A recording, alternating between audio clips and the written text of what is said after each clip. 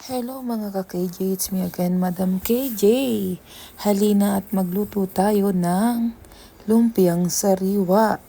Dahil syempre ako'y busy, si nanay ang gagawa at yung aking kapatid. At dun nga naggayat na ng mga kailangan. At dito nga ay magpiprepare naman ng ating pang wrapper. At dito nga ay nagpadagdag ako, sabi ko lagyan ng malunggay powder kasi para mas healthy, 'di ba? May malunggay powder yung ating wrapper at ayan na nga, pinagmix-mix na nga yung mga kailangan dyan at medyo malabnaw siya. Ayan, maglalagay dyan sa pan at ayan na yung mangyayari pagkaluto. O di ba ang ganda? At kagandahan pa niyan ay sarili mong luto. Kaya ayan, inahahango na ang unang luto. Hindi pala yan una. Pang ilang luto na pala yan. At yan pagkahango, ayan ang ganda ng pagkakagawa. And then, dito na yung ating mga gulay. Ito yung ubod ng niyog at yung malalaking shrimp. Grabe ang lalaki nito. Hindi lang ganun ka sa video pero malalaki siya.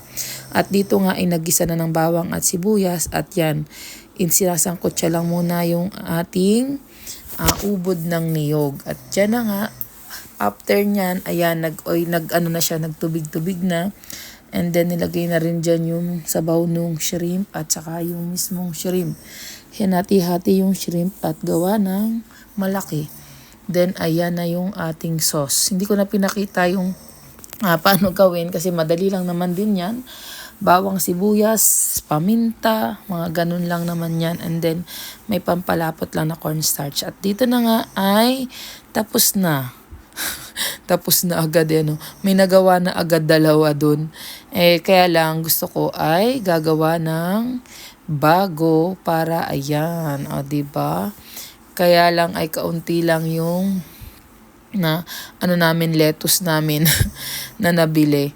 Kaya yan, isa-isa lang ang lagay and then ilang takal na gulay na ginisa. Ginisa na yung gulay na yon and then saka yan ibabalot.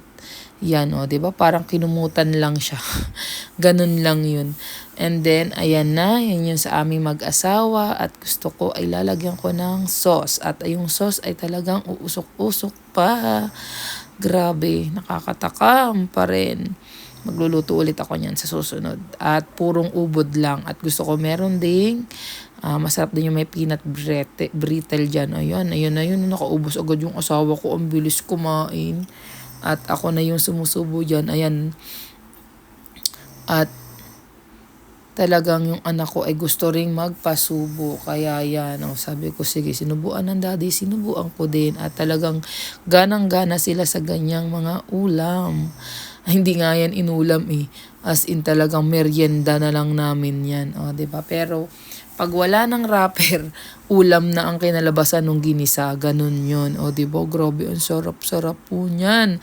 As in talagang next time, magluluto ako talaga ng step by step.